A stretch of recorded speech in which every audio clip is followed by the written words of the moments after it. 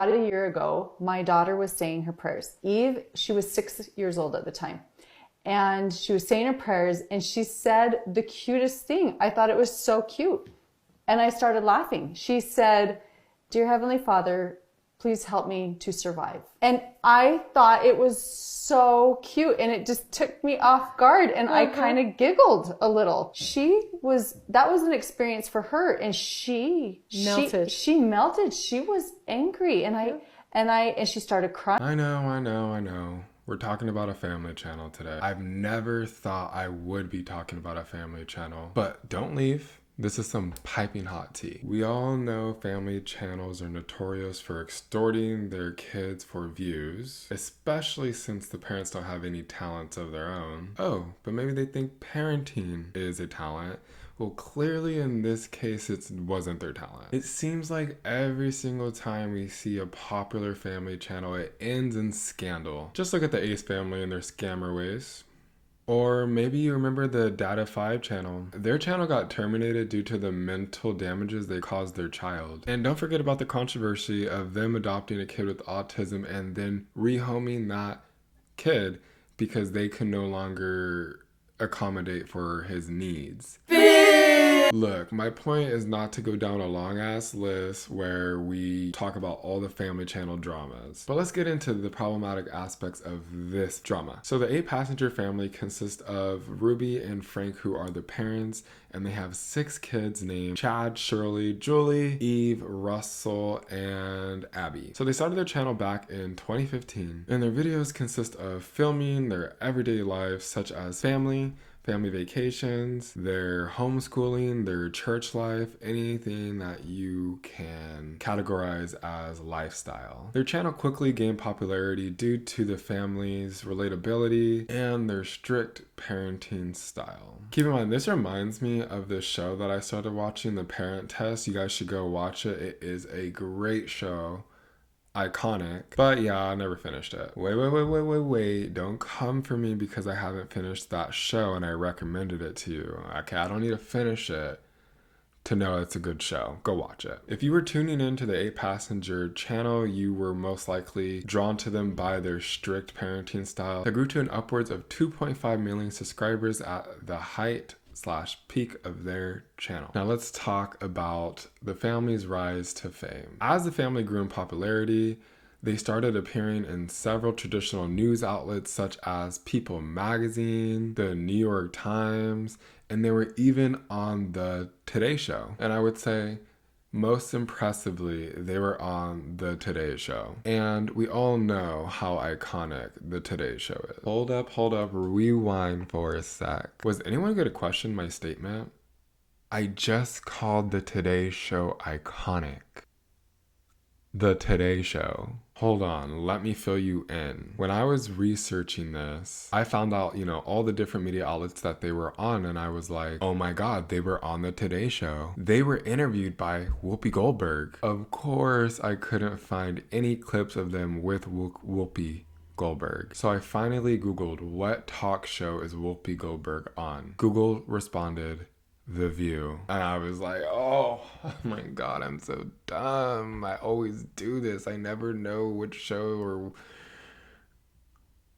But if there are 2 things I want you to take away from this video is number 1, Whoopi Goldberg is on The View. Number 2, The View is better than the Today Show because Whoopi Goldberg is on it. With this new rapid fame and viewers came a lot of different eyeballs judging their content.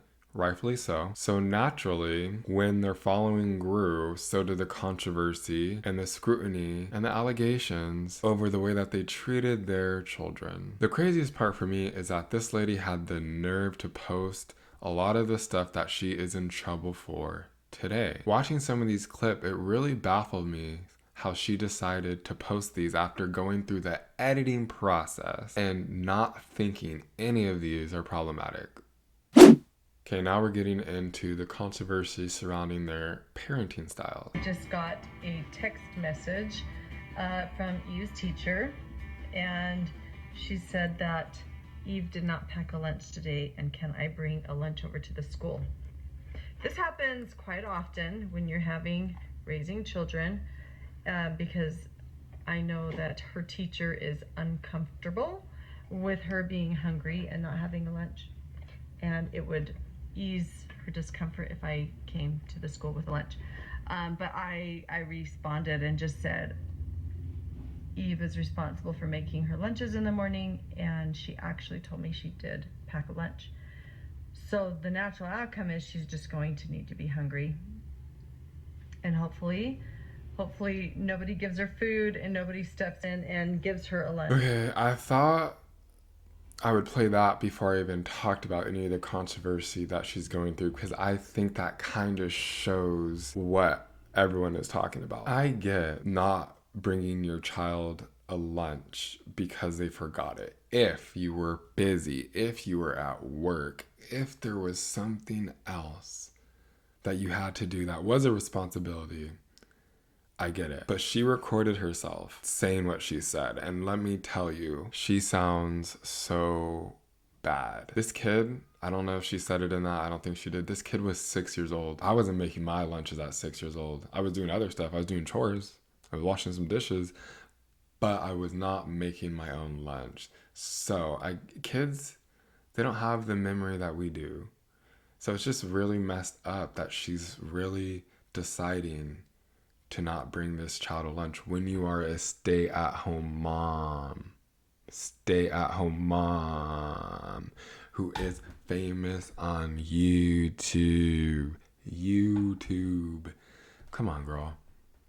You can just make your kid's life just a little bit easier. I'm pretty sure they would remember this moment for the rest of their lives, since it seems like you don't do it that often. Eve is responsible for making her lunches in the morning, and she actually told me she did pack a lunch. So the natural outcome is she's just going to need to be hungry.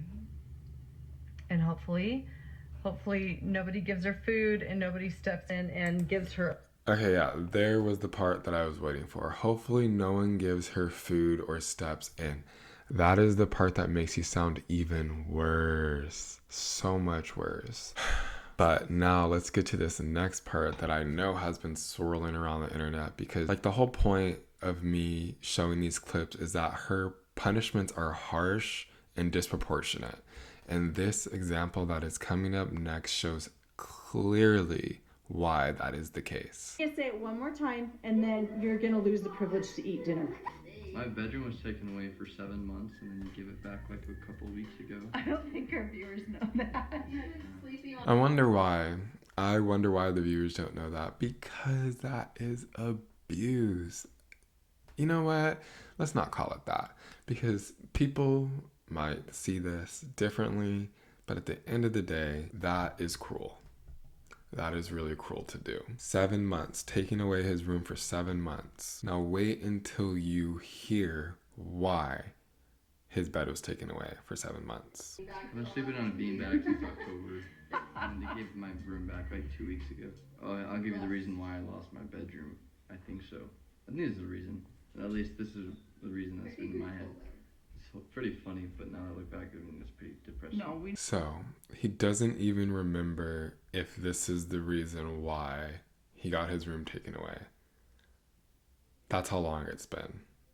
Our viewers. That I woke Russell up at 2 in the morning and told him that we're going to Disneyland and he has to pack. And he got up and made his bed all neatly and then packed all his clothes in a suitcase. And then he walked out the door and I'm like, Russell, and he's like, what? And he's all happy. Has his sunglasses on. Do you think it's funny? Because And then I walk out. if you think it's funny, then that was 7 months ago. Maybe you need longer without a bedroom. See, and then for the mom to interject and say something like that, is it really that serious? I don't think it's that serious.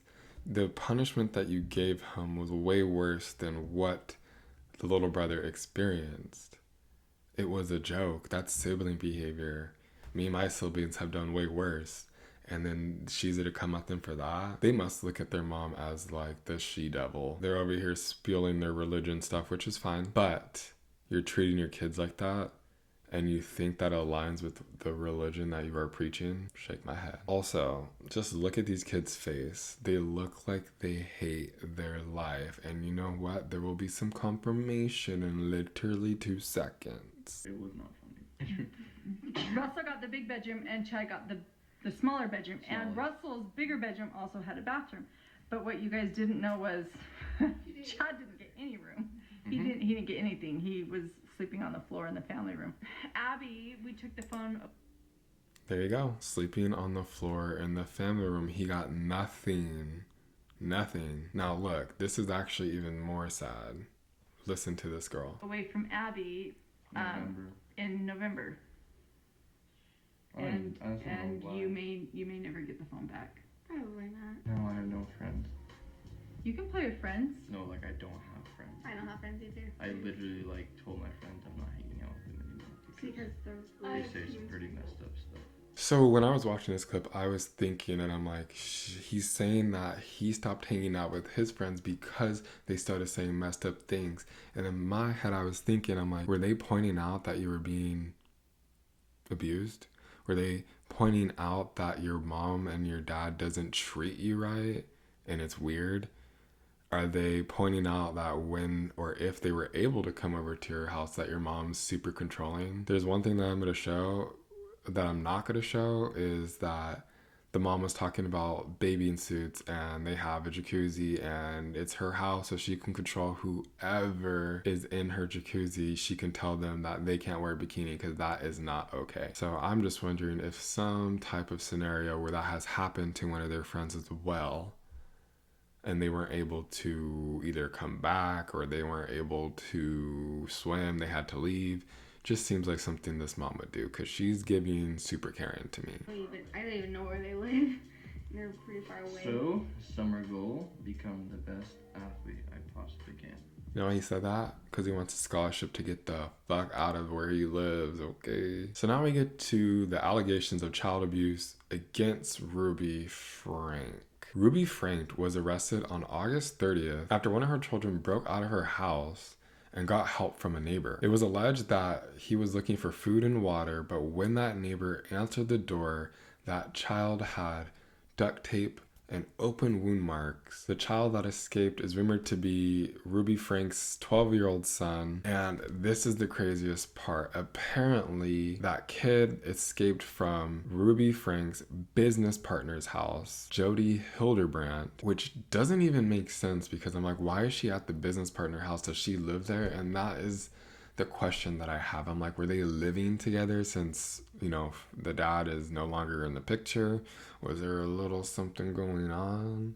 I don't know, probably not. But it is her business partner who she runs her problematic podcast, which we'll get to later. Jody is a therapist and a founder of a self-improvement and empowering company called Connection. Ruby and Judy decided to start a podcast with the same name, Connection, but the podcast was extremely problematic for spewing abusive behaviors, unfounded relationship advice, and homophobic rhetoric. Ruby's own daughter, Sherry Frank, talks about how once her family joined that Connections company, the abuse / parenting only got more extreme, and it just drove a further wedge between Sherry and her mother, Ruby. Their relationship with her family members. The fact that Ruby's own daughter came out of support of her arrest was shocking. She decided to post an Instagram post that just said, finally. That day, I'm pretty sure her and her sister's prayers were answered. Their mom finally was held accountable and was arrested. I am truly happy that they don't have to deal with this anymore and that they can live not a stress-free life because they still have trauma. They have to go to therapy to counteract that trauma, but I'm just glad that they got out of that terrible situation. But Ruby and Kevin, the husband, split over a year ago. It is, as far as we know about the dad, he is not involved, but it doesn't mean he's innocent in this situation because he was there for a large part of the family's run on YouTube. They were both using their super strict parenting styles to raise their children, but it's unclear whether the severe abuse that Ruby was inflicting happened before or after he left. So here's when it gets spicy. We have two unidentified neighbors who decided to offer up statements. The first thing that strikes for me is the fact that they're unidentified. Say that with your chest. Say it with your chest. Or don't say it at all. But it's okay. I really do get it. Nobody wants to be considered that nosy neighbor who likes to spill the tea about all their neighbors to news outlets or just other neighbors. Wait. I want to be that nosy neighbor though. You can't tell me that you don't want to know all the tea that's going on. Of course you do.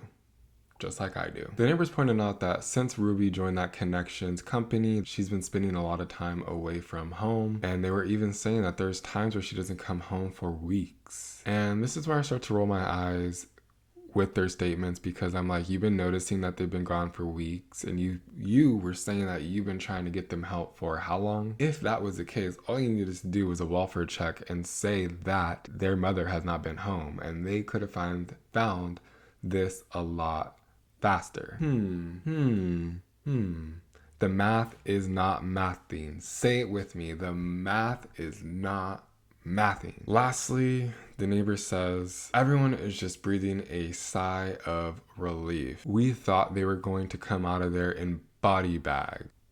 And now I can see why these neighbors didn't want to be identified. Imagine all the hate they would have got just for saying what they said right there. You've been known, and you're going to say that? You're not making yourself look good, unidentified neighbor. But there is no future for the 8-passenger family. Their YouTube channel was deleted. It said it was deleted by them, but then I saw some reports where YouTube confirmed that they deleted the account. I would think that the 8-passenger family would want to try to delete their content, mainly because it just paints them in a poor light from anybody who's watching from a lens that is not part of their, little cult following. But let's just get to the charges, okay? So the benefit of watching my video is that I waited to see if there was going to be more things that are coming out. So they originally had 2 charges of felony brought against the 2 women. Now it's up to 6. Why? Because there are 2 victims in the situation, and now there's 3 counts per victim. So now it's a total of 6. And the craziest part is that these felonies carries a maximum sentence of 15 years. 15 years. So hopefully the justice system does what it's supposed to do. But here are the counts that she is accused of. The defendant is accused of causing permanent or serious physical injury to the victims. More specifically, count number 1, the combination of multiple physical injuries or torture. Number 2, starvation or malnutrition that jeopardizes life. And number 3, causing severe emotional harm. So again, I really hope that Ruby gets what's coming to her, especially if all these are true, which, I mean, they seem to be true. The evidence is not working in her favor. I think we're just going to leave that here. I think it's important that we leave on a prayer, but instead I leave you on the delusions of a fame-hungry mother who will put their children through the worst in order for views. Oh wait, I'm leaving you with the story told by a mother who is fame-hungry, delusional, and thinks the story of her daughter is cute, not realizing that her daughter was praying to survive her.